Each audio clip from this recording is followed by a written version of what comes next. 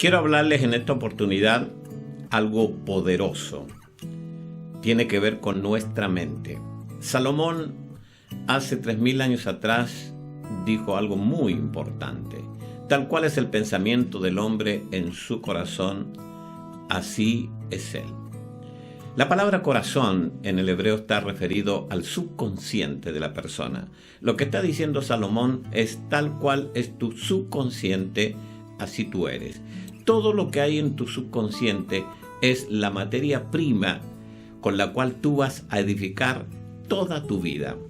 ¿Cómo se forma el subconsciente? El subconsciente se forma por modelos, por imágenes, por enseñanzas, etc. Y en nuestro subconsciente eso queda grabado y se llama impronta. Un científico de apellido Laren hizo un experimento con un huevo de pato embrionado.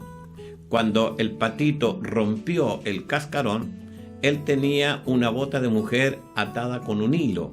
Apenas el patito salió del cascarón, él comenzó a mover la bota y se dio cuenta que el patito, en vez de ir a su madre pata, siguió el movimiento de la bota. Él dijo: wow, esto es sorprendente. Al día siguiente, en una habitación vacía, puso al patito en medio de la habitación, la bota en un rincón y la madre pata en otro rincón. ¿Dónde creen ustedes que se fue el patito? Lo mismo que creo yo, se fue a la bota. Él dijo: esto es impresionante. Día siguiente, con otro huevo de pato embrionado, cuando el patito rompió el cascarón, él dejó correr una pelotita de ping-pong y se dio cuenta que este patito tampoco se fue donde la madre pata, sino que siguió a la pelotita de ping-pong. Y después también se dio cuenta de que todo lo redondito que parecía una pelotita lo seducía. Esa es una impronta. El primer golpe a la mente. Ya dije, puede ser una imagen, una enseñanza, etc. Y se va armando lo que se llama el subconsciente. Ahora, cuando hablamos de las improntas, tenemos que hablar de una secuencia de improntas en nuestra vida, incluso antes de nuestro nacimiento. Tenemos la impronta genética, que es lo que han pasado genéticamente nuestros padres, nuestros abuelos o bisabuelos, y ha llegado hasta nuestros días. Yo recuerdo haber estado en Murcia, en una plaza, por primera vez, y me veo ese lugar como algo muy conocido, como si yo hubiese estado antes ahí. Nunca había estado. Y digo, esto es sorprendente. Claro, no creemos en la reencarnación.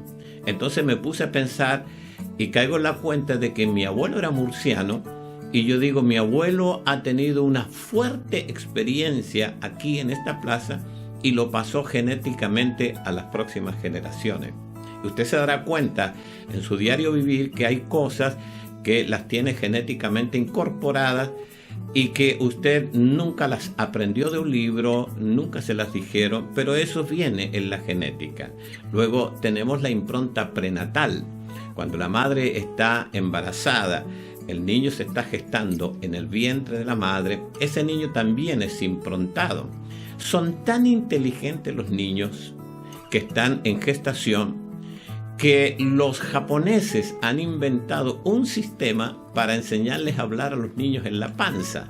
Así que imagínense la inteligencia y todo lo que ha impresionado a esa madre que está gestando ese niño. Es muy posible que impronte a ese niño y el día de mañana esas improntas también manejen su vida.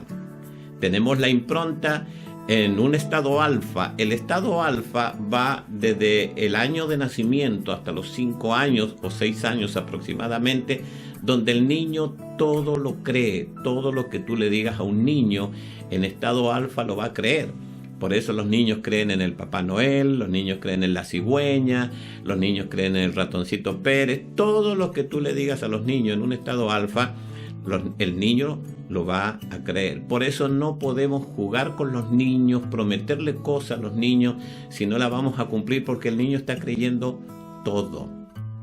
Después viene en el estado de la niñez, en el estado de la adolescencia, en el estado juvenil, todas esas improntas que venimos recibiendo en la vida, y llegamos a una edad adulta donde somos el reflejo de todo lo que hemos aprendido, somos el reflejo de nuestros padres, de nuestros tutores, el reflejo de la cultura de nuestro país, el reflejo de las tradiciones de una nación donde nos hemos criado.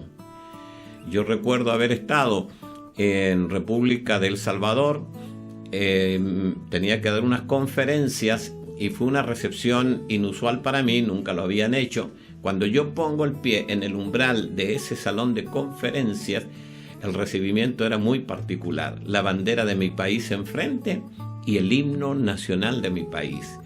Acá en Argentina decimos, se me cayeron las medias. Una emoción tremenda.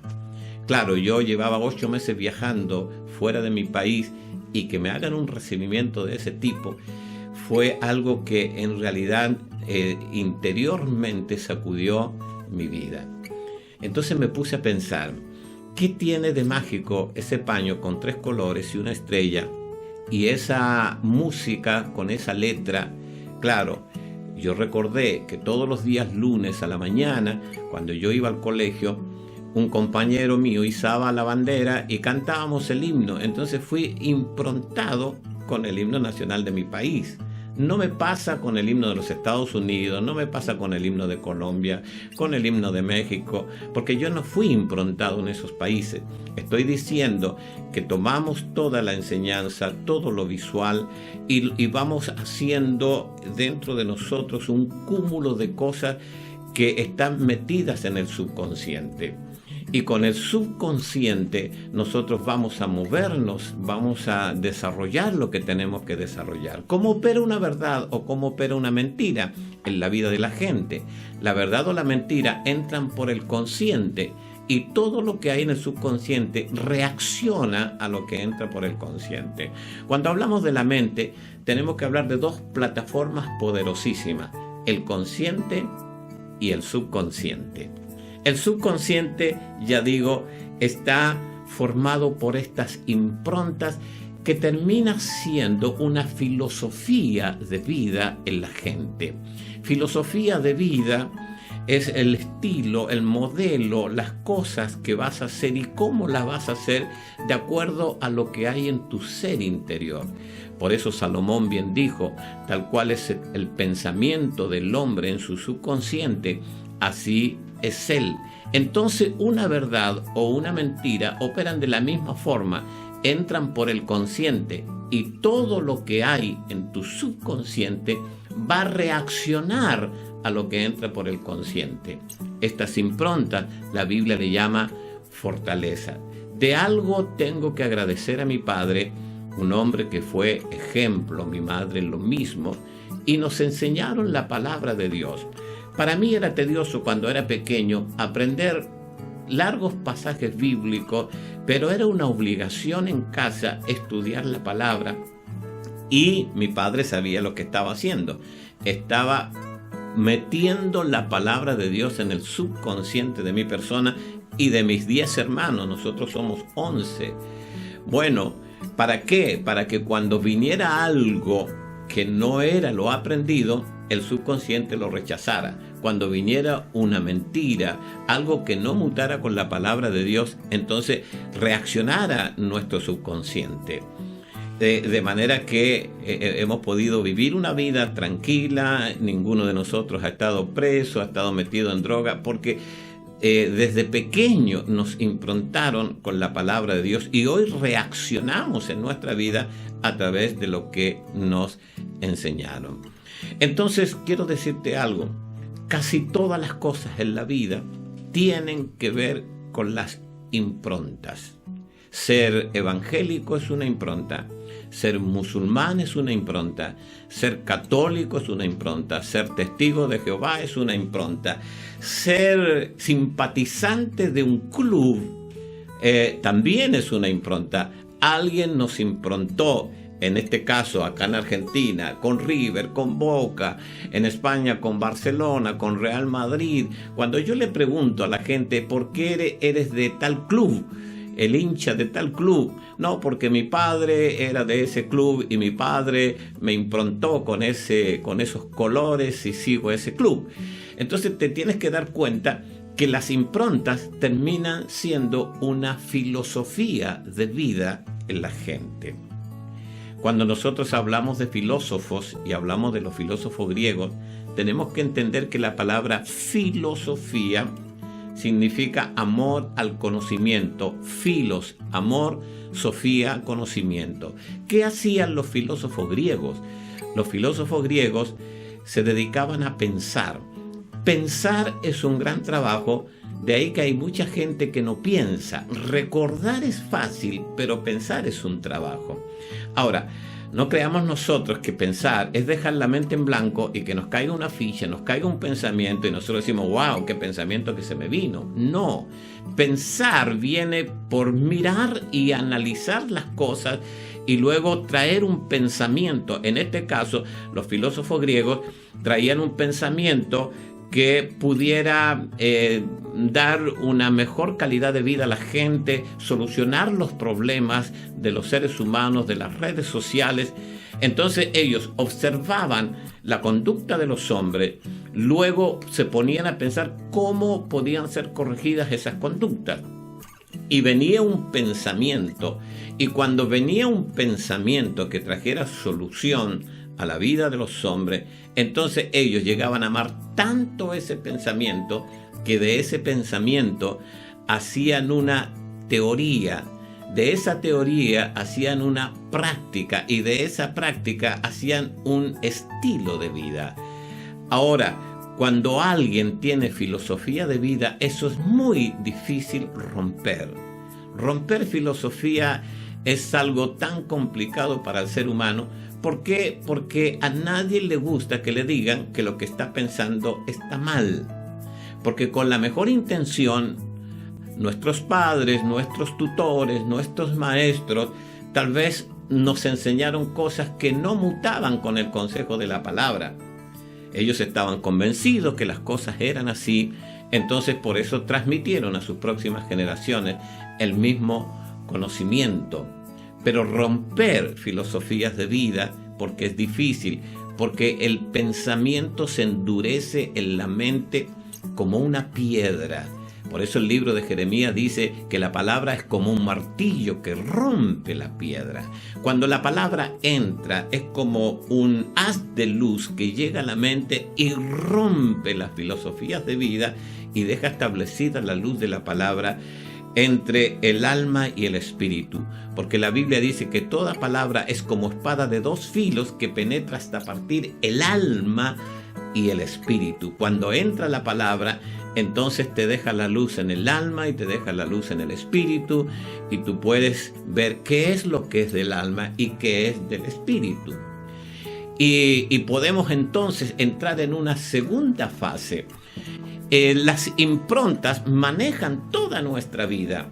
Por eso cuando Jesús en su primer mensaje público se presenta frente a la multitud, abre su ministerio con una palabra. ¿Cuál era esa palabra? Arrepentíos, porque el reino de los cielos se ha acercado. Y usted no crea que arrepentirse es venir llorando delante de Dios porque usted se portó mal y tiene miedo al castigo divino. No, eso no es arrepentimiento, eso es religión. Y la religión necesita tu culpa para existir. Arrepentirse es cambiar la manera de pensar. Por eso cuando Jesús está diciendo arrepentíos, lo que está diciendo es, señoras y señores, yo estoy aquí para ayudarles a pensar diferente, porque su mente no está acondicionada para pensar correctamente. Cambien su manera de pensar. Ya lo había dicho Salomón 2000 años antes de Jesús, tal cual es el pensamiento del hombre, así es su corazón. Cuando lo dice Jesús, está hablando a la multitud, pero más tarde Pablo, en un pensamiento más evolucionado, ya hablando a la iglesia, Él le dice: os ruego por las misericordias de Dios que presentéis vuestros cuerpos en sacrificio vivo, santo, agradable a Dios, que es vuestro culto racional. No os conforméis a este siglo, sino transformaos por medio de la renovación de vuestro entendimiento. La palabra transformación es una palabra compuesta por el prefijo trans, que significa ir más allá, detrás de, del otro lado, la palabra forma, que es tu manera de pensar y de hacer las cosas, y el sufijo sion, que te dice que tienes que hacer una acción para ir más allá de la forma. O sea, ¿qué te estoy diciendo? ¿O qué está diciendo el apóstol Pablo? Es que tienes que romper tu estructura pensante, que es tu filosofía de vida, por las improntas que has recibido, para que puedas conocer la buena voluntad de Dios, agradable y perfecta. Entonces, cuando entramos en esa segunda fase de romper improntas negativas, es una fase muy crítica, porque hemos aprendido de pequeño ciertas cosas que nos enseñaron gente que amábamos mucho, como nuestros padres, nuestros tutores, y que hoy alguien venga a decirnos que eso está mal. Pero esto es un rompimiento, y tenemos que hacer una evaluación muy seria en nuestra mente y entender que tiene que venir un rompimiento de esas improntas equivocadas. Entonces el tema es improntar la mente, luego revisar la mente y romper improntas equivocadas, y luego reimprontar la mente. Es todo un suceso secuencial. Cuando hablamos de improntas equivocadas, tenemos que ver que por estas improntas equivocadas o por improntas encontradas hay muchos problemas entre los seres humanos, entre los matrimonios y también en las iglesias, ¿no? ¿Por qué las iglesias se dividen? Porque a veces llega gente de otras congregaciones improntadas por un pastor que no es el pastor de la iglesia donde llegó. Y ella está improntada de esa manera, y tal vez el pastor maneja las cosas de otra forma, y una mente mal improntada puede improntar a mentes que están abiertas para recibir cualquier consejo. De manera que se genera un choque de improntas allí. Ahora, todas las improntas que recibimos nosotros desde que estábamos en el vientre de nuestra madre hasta que somos adultos, nos dejaron depositados en algún lugar. Es la ubicación que hoy tenemos, y nosotros no nos podemos dar el lujo de repetir improntas equivocadas, porque estamos liderando gente a una generación emergente donde están los próximos apóstoles, los próximos profetas, los próximos evangelistas, los próximos pastores y maestros, los próximos científicos, los próximos profesionales, los próximos empresarios, los próximos deportistas, los próximos músicos, etc. Está en nuestras manos liderar esta generación emergente, y tenemos que hacer ese proceso de romper nosotros las improntas equivocadas con las cuales nosotros fuimos creciendo y nos dejaron depositados en cierto lugar de la vida, y traer las improntas correctas a nuestra mente para reimprontar la mente de la gente que nos está siguiendo. Tenemos una responsabilidad muy grande delante de Dios y delante de la gente, conducir de una manera correcta a quienes nos siguen.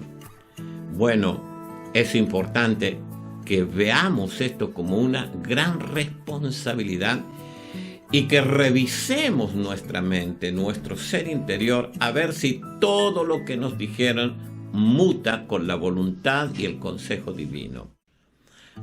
Ahora déjame decirte algo. Dios, para ti y para mí, tiene grandes planes, grandes proyectos, grandes victorias.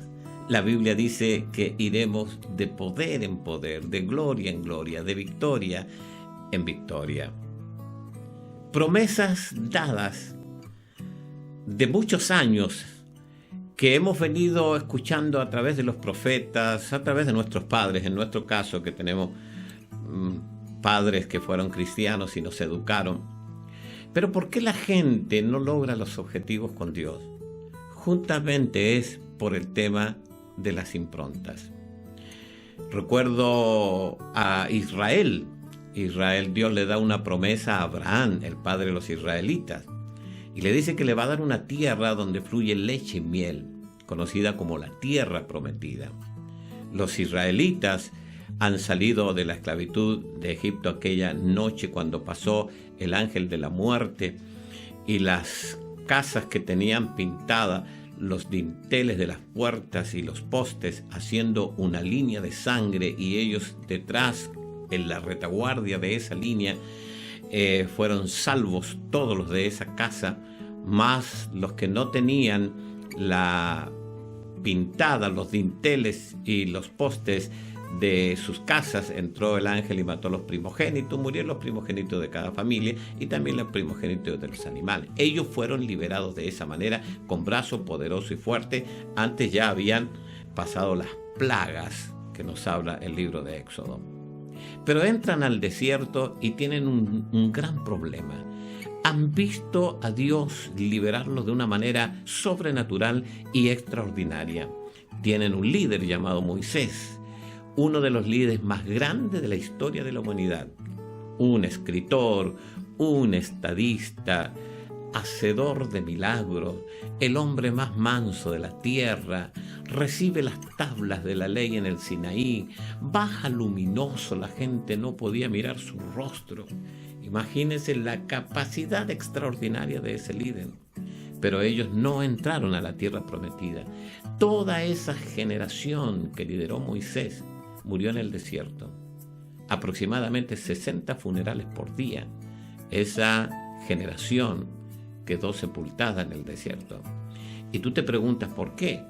Con esa promesa que Dios le dio a Abraham, con ese líder, esa capacidad extraordinaria, Dios estaba con él, seguro. Faraón no lo pudo detener. Los sátrapas, los adivinos, los hechiceros, no pudieron detenerlo.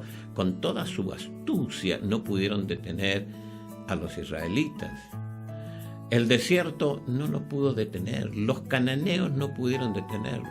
Dios estaba con ellos y Dios quería que ellos entraran a la tierra prometida. Pero ¿por qué razón ellos no entraron? Porque hubo un choque de improntas entre Israel, todo ese pueblo que estaban improntados como esclavos, y Moisés, que estaba improntado de una manera diferente, porque Moisés se crió en un palacio y las improntas que tenía Moisés era para gobernar. Me hace pensar cuando Dios le dijo a Moisés, Moisés, te los raeré a todos de la tierra. Y Moisés se puso como un intercesor delante de Dios y delante del pueblo para que Dios no matara a los israelitas. Y yo me puse a pensar una vez, si Dios hubiese matado a todos los israelitas, ¿a quién hubiese gobernado Moisés? Porque le dijo que le iba a dar un pueblo nuevo. Entiendo que él estaba preparado para gobernar Egipto, que iba a ser el próximo faraón. Entonces, con un líder de ese calibre, los israelitas no pudieron entrar. El choque fue un choque de improntas. Todo Israel improntado como esclavo. El único que no estaba improntado como esclavo era su líder. Y eso produjo entonces que no se cumpliera el propósito de Dios en esa generación. Te diré algo, hay muchas cosas importantes que Dios tiene para ti, grandes victorias, como te dije hace unos minutos, pero si no cambias tu manera de pensar, si no rompes improntas negativas y reimprontas tu mente para descubrir los propósitos que Dios tiene contigo, cualquier plan de Dios va a fracasar contigo. Este es un mensaje para que rápidamente, oportunamente y urgentemente hagas una revisación de todo lo que has aprendido, y vas a tener que aprender a desaprender lo aprendido y reimprontar tu mente. Hubieron dos personas que hicieron ese proceso, romper las improntas negativas, reimprontar la mente para poder conducir a una generación emergente. Ellos fueron Josué y Caleb. Entraron a la tierra prometida, conquistaron 31 reinos en 27 años, un promedio extraordinario. ¿Te das cuenta de lo que son las improntas? Ahora mira una cosa. El apóstol Pablo se convierte, va camino a Damasco, va persiguiendo a los cristianos para echarlos a la cárcel. Se le aparece Jesús. Y el apóstol Pablo dice, ¿quién eres? Cuando le cegó la luz y se cayó a tierra Pablo, pregunta: ¿quién eres, Señor? Y Jesús responde: yo soy Jesús a quien tú persigues. Jesús no le está diciendo por qué andas persiguiendo a los cristianos, porque Jesús y la iglesia es lo mismo, es un organismo, Él es la cabeza, nosotros somos el cuerpo. Y el apóstol Pablo tiene una revelación extraordinaria, se le revela el Hijo en su ser interior. Por eso más tarde Pablo dice: pero cuando agradó al Padre, que me escogió desde el vientre de mi madre y me llamó por su gracia, revelar a su Hijo en mí.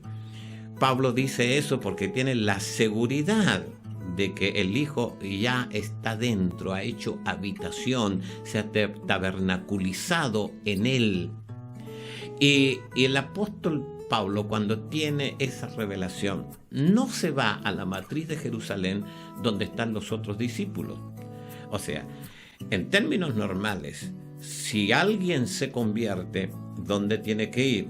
Tiene que ir al lugar donde están los generales de guerra, donde están los apóstoles, donde están los líderes de la iglesia. Allí tiene que conducirse un recién convertido. Pero Dios no permite que Pablo se vaya a Jerusalén. Y Dios lo manda a Arabia. 11 años estuvo en Arabia. Y cuando él escribe respecto al evangelio que predica, dice: ese evangelio yo no lo aprendí de hombre alguno. Ahora la pregunta que surge es: ¿por qué no se va donde están los apóstoles en Jerusalén? Le diré por qué. Porque todos los apóstoles del Señor operaron en el viejo pacto. ¿Dónde está la bisagra que cierra el viejo pacto y abre el nuevo pacto? En la muerte, sepultura de Cristo. Allí termina el viejo pacto y se abre el nuevo pacto con la resurrección, exaltación, glorificación, entronización de Cristo, y luego Cristo repartido como vida en nosotros. Si Pablo se hubiese ido donde los apóstoles lo hubiesen improntado con el viejo pacto al apóstol Pablo. Pero le damos gracias a Dios que Pablo no se fue allí. Dios no lo dejó ir a esa matriz, sino que le dio una revelación, y luego de esa revelación Pablo baja de las alturas. Él dice en 2 Corintios capítulo 12, dice: conozco a un hombre en Cristo hace 14 años que en el cuerpo, fuera del cuerpo, no lo sé, subió al tercer cielo.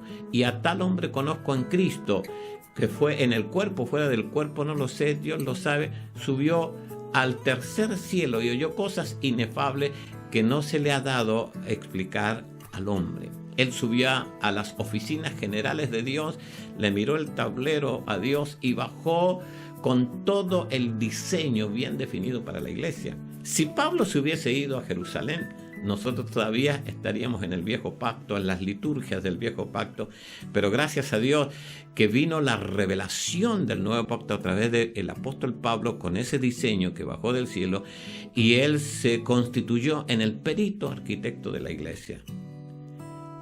Gracias a Dios que no fue improntado en el viejo pacto. Ahora, un día Dios le dice a Jeremías: Jeremías, desciende a la casa del alfarero. Jeremías dice: y descendía a la casa del alfarero. Y el alfarero estaba trabajando en la rueda y vio que de pronto la vasija que estaba haciendo se le rompió en su mano. Estaba mal hecha, estaba mal improntada. Y cada vuelta de rueda va trabajando el alfarero con sus manos. En cada vuelta de rueda de la vida de los hombres quedan improntas y a veces no son las correctas. Y cuando el trabajo está mal hecho, esa vasija se va a romper en las manos del alfarero. Y la Biblia dice que el alfarero tomó esa vasija y hizo una vasija conforme le pareció mejor hacerlo. Ahora te diré algo: nosotros somos vasijas en las manos de Dios, a la cual Dios le está dando forma y le está dando sentido. Y hay que romper muchas cosas de nuestra vida para que Dios pueda trabajar y tener un producto terminado con nosotros. Terminaré en la conversación de Jesús con Nicodemo. Nicodemo va a Jesús de noche y le dice: Maestro, sabemos que has venido de Dios porque no podrías hacer las cosas que haces si Dios no está contigo. El Señor le dice, guárdate esas palabras, Nicodemo, tienes que nacer de nuevo. Y él le dice, ¿cómo yo, un hombre viejo, voy a volver al vientre de mi madre para nacer otra vez? Lo que le está diciendo Jesús es esto: ese vientre es el vientre biológico, pero tu vientre original es Dios. Estabas en la mente de Dios. Dios te soltó a la tierra, te metió en un estuche de barro y los religiosos te improntaron mal. Tienes que nacer ahora del agua y del espíritu. Hay matrices buenas y hay matrices malas. Hay matrices infectadas, hay matrices sanas, hay matrices enfermas, hay matrices robustas. Tendríamos nosotros que preocuparnos de qué matriz venimos nosotros, porque hay matrices denominacionales que son más estatutarias que bíblicas, que tienen gobiernos más humanos que divinos. Revisemos cuál es nuestra matriz, y si hay que romper cosas de nuestra matriz, de donde nos formaron a nosotros, y conectar con los propósitos divinos, este es el tiempo, esta es la hora. Estamos en tiempos finales donde las cosas hay que hacerlas bien, donde tenemos que servir al Señor con todo nuestro corazón, pero también bien improntados. Arrepentíos, que el reino de los cielos se ha acercado. Arrepentirse en el griego es metanoia. Cambia tu manera de pensar. Yo te bendigo en esta hora y que esta palabra siga trabajando en tu ser interior. Deseo que los próximos días, meses y años sean extraordinarios por haber cambiado tu manera de pensar. Bendiciones.